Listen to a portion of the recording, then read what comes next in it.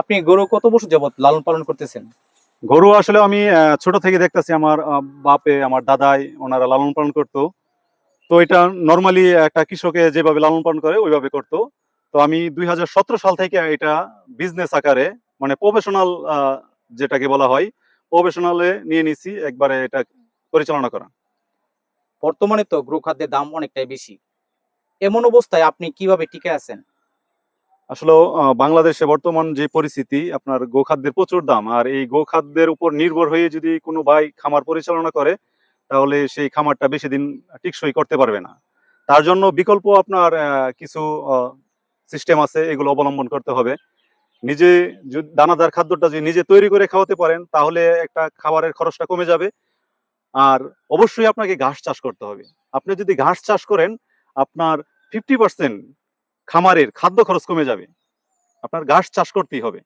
ঘাস চাষ আগে করবেন, তারপরে আপনি খামার শুরু করবেন। আর যারা এখনো খামার করছেন ঘাস চাষ করেন নাই তারা দ্রুত গতিতে ঘাস চাষ করুন।